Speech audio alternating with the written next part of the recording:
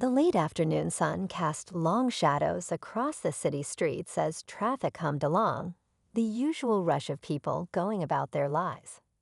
At a busy intersection, a black luxury sedan rolled to a stop, its driver calm, composed, and unaware that his life was about to take a sharp and unexpected turn. The man behind the wheel was well-dressed, his posture upright, exuding an air of quiet authority. But to the officers watching from their squad car a few feet away, none of that mattered. The officers had been on edge all day.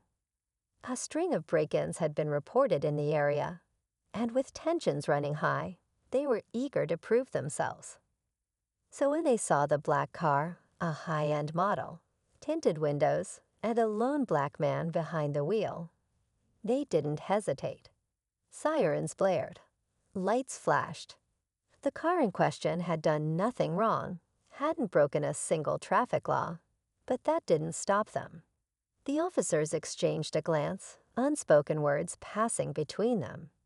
This was their moment.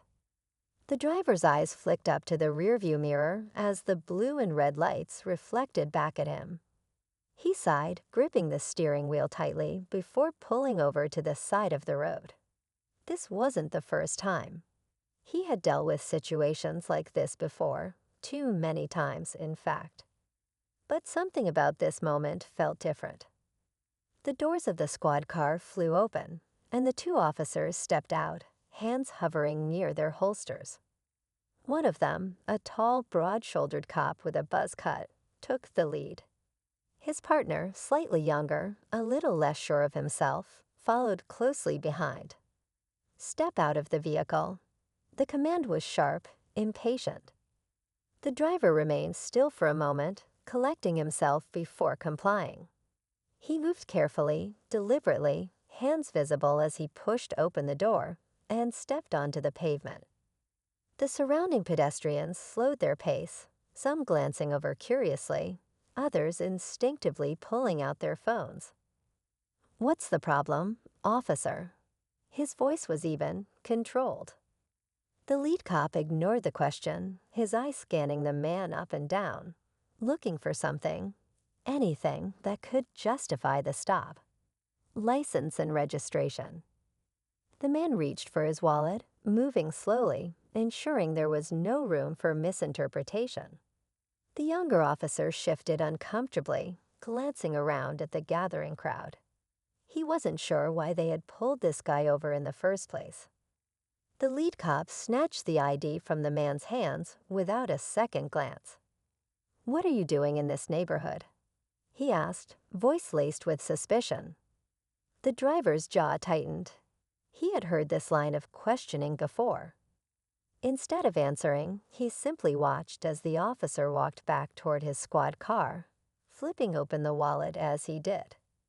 The younger cop remained, shifting his weight awkwardly, eyes darting between the driver and the crowd.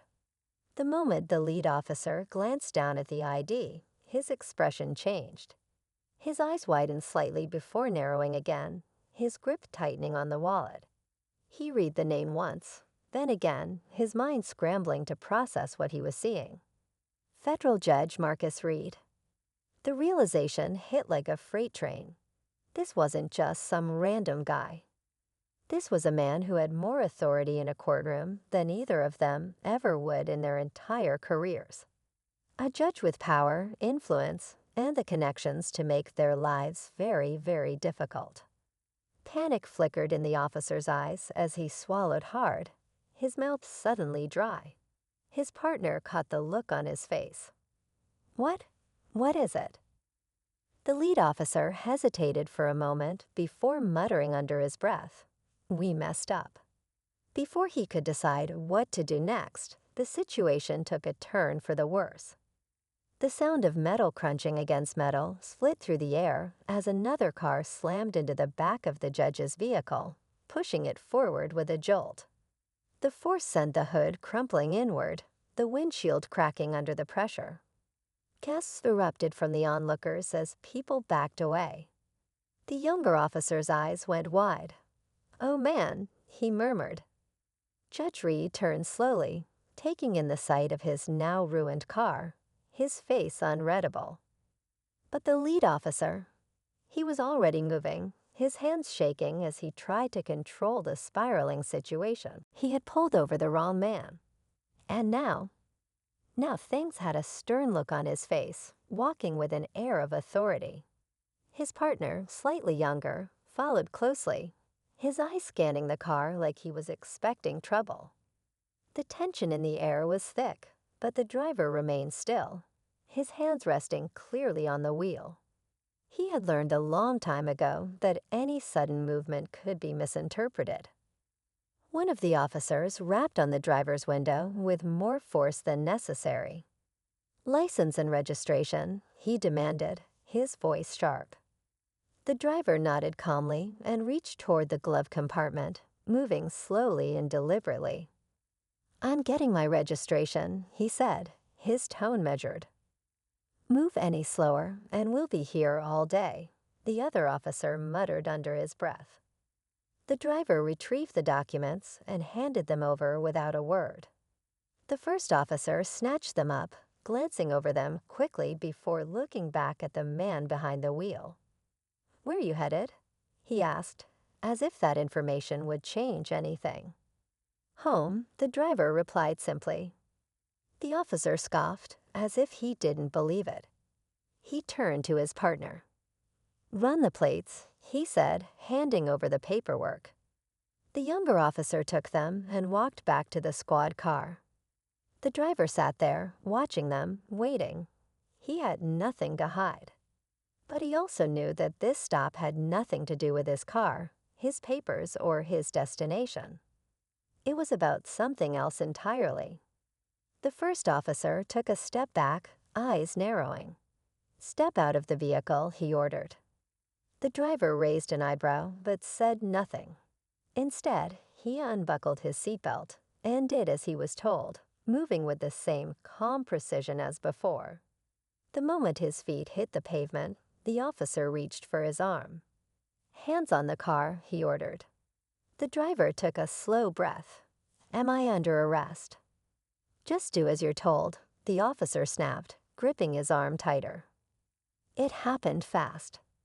The driver barely had time to react before he was pushed against the car, his face near the cool metal of the roof. The crowd nearby had started to take notice. People were stopping on the sidewalk, some pulling out their phones. The officer either didn't notice or didn't care. His grip tightened as he patted the driver down aggressively. The driver closed his eyes for a moment, steadying himself. He knew he had done nothing wrong, but he also knew that standing up for himself in this moment could escalate things quickly. Just then, the second officer called out from the squad car. Hey, we might have a problem." The first officer didn't release his grip. "What now?" he snapped. The younger officer hesitated, glancing between the computer screen and the man they had just pinned to the car. His face had lost some of its color. "We need to talk." The driver turned his head slightly, watching the two officers exchange glances. He could feel the shift in their energy, the way their confidence wavered for just a second. The first officer let go and took a step back. "Stay right there," he ordered, before walking over to the squad car. The driver straightened his jacket, exhaling slowly as he turned to watch them. The crowd had grown now, quiet murmurs filling the air. The people watching might not know exactly what was happening, but they could tell something was off. The first officer leaned into the squad car, eyes narrowing as he read the information on the screen. A long silence stretched between them. Then in slow, deliberate movements that experience had taught him were necessary. The street around them remained busy, cars passing, pedestrians stealing glances but quickly looking away. No one wanted to get involved. It was a scene too familiar, too routine, and most people had learned to mind their own business. The officer motioned for him to step toward the sidewalk. "Hands where I can see them," he added, his voice firm. The driver complied, his expression unreadable. He had dealt with moments like this before, but something about these officers told him they weren't just trying to issue a ticket or verify his documents. There was an edge to them, a certain look in their eyes, something more than just suspicion. "Any weapons in the car?" the officer asked. "No," the driver replied. "You sure about that?" "Yes." But the officer was already moving, glancing back toward the squad car where his partner sat inside, running the plates. The younger officer hesitated as he looked at the screen, his fingers pausing over the keyboard. His eyes widened just slightly before he turned to his partner. "Hey," he called out, his voice just a little off, like he wasn't sure how to say what he had just learned. The first officer glanced back but didn't break his stance. "Just a minute," he said, keeping his focus on the driver. "You mind if I take a look inside your vehicle?" The driver tilted his head slightly, studying the officer. He knew his rights. He knew they had no reason to search his car. But he also knew that refusing would escalate the situation. He took a breath. "Do you have probable cause?" he asked, his voice calm. The officer tensed just for a second. He hadn't expected pushback. Not like that. "Are you refusing?" "I'm asking a question," the driver replied. "If you have a reason to search my vehicle, I'd like to know what it is." The officer's jaw clenched. It was clear he wasn't used to people standing their ground like this. "You're acting real defensive for someone who says they have nothing to hide." Before the driver could respond, the second officer stepped out of the squad car, his face noticeably different from before. He walked over quickly, leaning in toward his partner. "We have a problem," he muttered under his breath. The first officer frowned, clearly annoyed. "What now?" The younger officer hesitated before whispering something too low for the driver to hear. Whatever he said made the first officer's entire expression shift. His posture stiffened, his grip on his belt tightening. He looked back at the driver, then at the squad car's computer, then back again. The driver watched them carefully. He could tell something had changed. "Sir," the second officer said, his tone completely different now, like he was trying to fix something before it got worse. "Would you mind telling us your full name?" The driver remained silent for a beat, then took a step forward, standing a little taller. "I think you already know," he said. The officers exchanged another glance. The first one cleared his throat, suddenly looking uncomfortable. "Looka, this is just a routine stop." "We didn't mean." "Didn't mean what?" the driver asked, his voice steady. He didn't need to raise it. The weight behind it was enough. The second officer swallowed hard. "Judge Carter," he said finally, his voice barely above a whisper. We didn't recognize you." A flicker of something passed through the driver's eyes, but he didn't move. The street noise around them seemed to fade, the moment stretching longer than either officer wanted it to. The first officer let out a breath, shaking his head. We just need to clear up a few things. No big deal." The driver didn't move. He didn't nod. He didn't let them off the hook. He just stood there, watching them squirm. "You ran my plates," he said, his voice even. "So you knew who I was before you asked me to step out of the car." Neither officer had an answer for that. The silence stretched between them, thick and heavy. The officers who had started this stop with all the authority in the world now stood there, frozen, like two men realizing too late that they had just walked into a trap of their own making. The first officer cleared his throat, his confidence wavering. "Judge Carter," he repeated, as if saying the name aloud would somehow undo everything that had already happened. "This is just." "A routine stop." The judge cut in, his voice calm but edged with something sharper. He took a slow step forward, just enough to make the officers shift slightly where they stood. Tell me, officer, what exactly about my car made you pull me over? The younger officer looked anywhere but at him. The first officer, still clinging to some semblance of control, opened his mouth like he had an answer ready, then hesitated. Like I said, we were just checking things out. No harm done. Judge Carter let out a small breath, not quite a laugh, not quite a sigh. No harm done. He glanced at his car, the sleek black sedan that now had a deep dent in the hood. The shattered windshield glinted under the fading sunlight, a cruel reminder of how this encounter had escalated. You damaged my car, ordered me out of my own vehicle, and were about to search it without cause. He let that settle in the air. And you call that no harm done. The first officer shifted on his feet, his earlier arrogance now slipping into something else. Uncertainty, maybe even regret.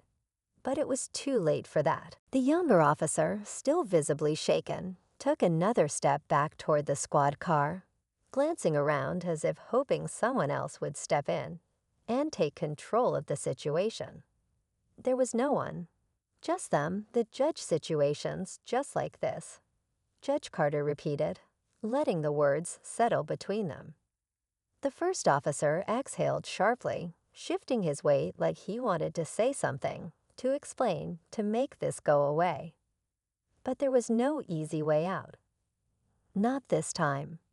The younger officer still hadn't made eye contact.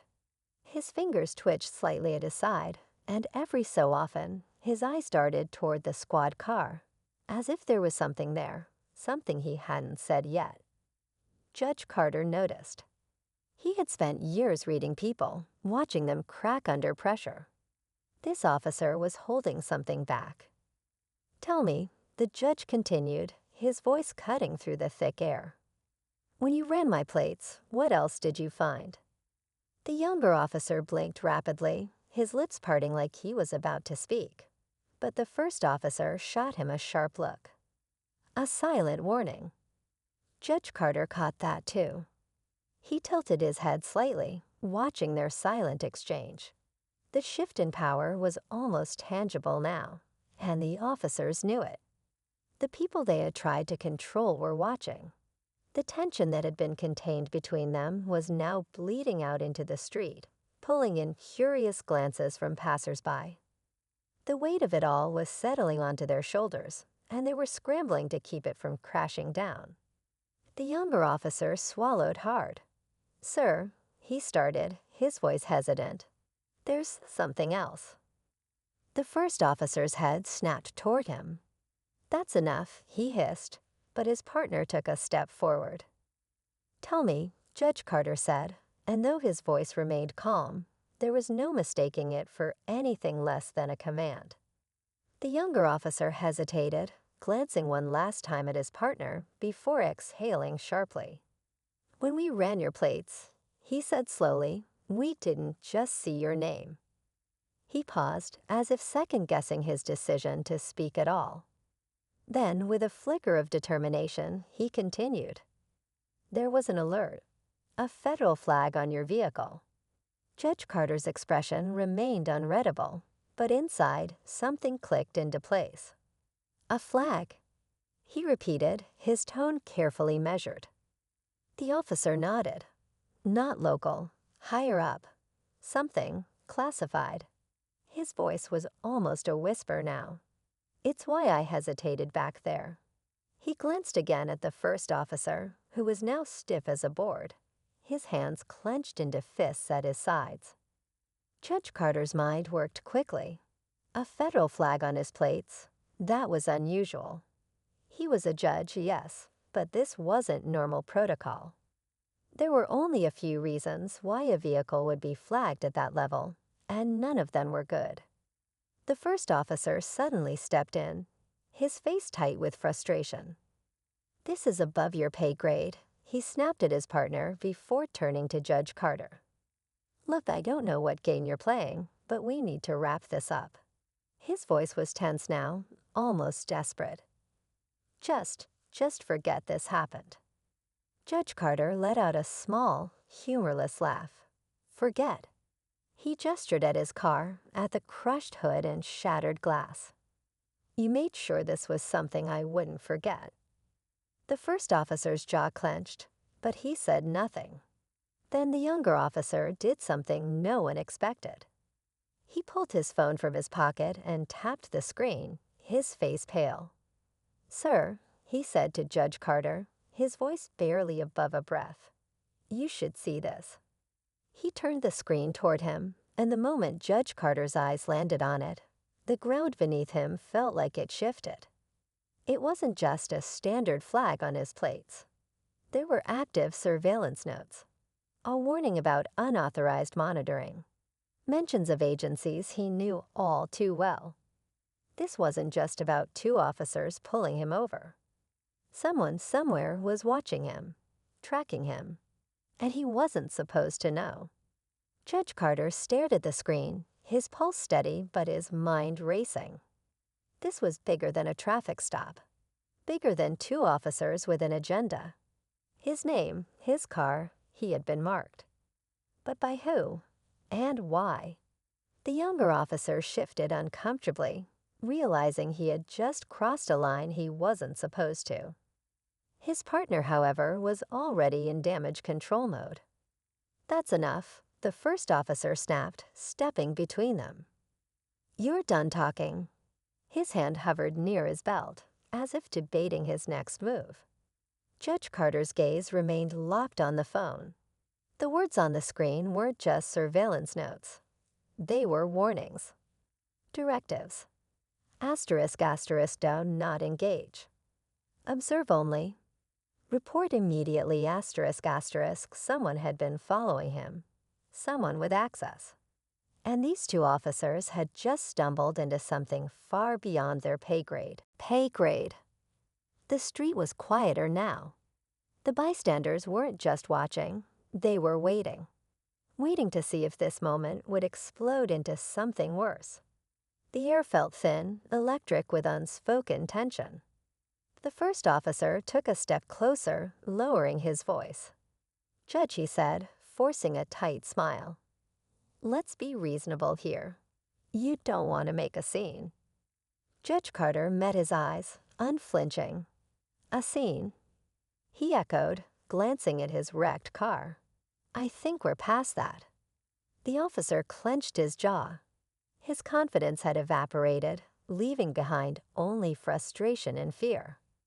This wasn't how this was supposed to go. They had expected compliance, not resistance. Certainly not a man with more power than they realized. The younger officer took a deep breath, looking between them. Then, as if making a decision in real time, he turned back to Judge Carter. "Sir," he said carefully, "whoever flagged your vehicle, they didn't want you to know." Judge Carter studied him. "And yet, here we are." The younger officer hesitated, then nodded. "Here we are."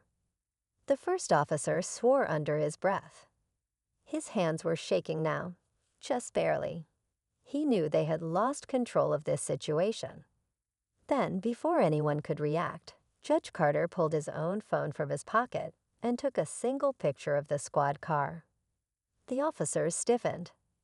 "You should go," Judge Carter said simply. The first officer's face burned red. "Excuse me." "You heard me," Judge Carter replied, slipping his phone back into his coat. "Walk away, before this gets worse for you." The two officers exchanged a look. Something unspoken, but the first officer's breath was uneven now, his fingers twitching as he clenched and unclenched his fists. He had started this stop in control, but that grip had slipped entirely. The authority he once carried so easily was now just weight dragging him down. Judge Carter hadn't raised his voice once, but somehow he had unraveled everything. For a long moment, neither of them moved. The younger officer's face was pale, his lips pressed into a thin line. He knew they had crossed a line. He had tried to walk it back, to find some way out of this mess, but it was too late for that now.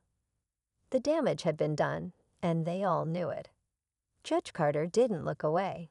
He had spent years dealing with power struggles in the courtroom, watching men break under the weight of their own decisions. He knew what was happening here. He had seen it too many times before. The first officer was realizing that this wasn't just another stop. This was something else entirely, something bigger than him. "You should go," Judge Carter repeated, his voice steady.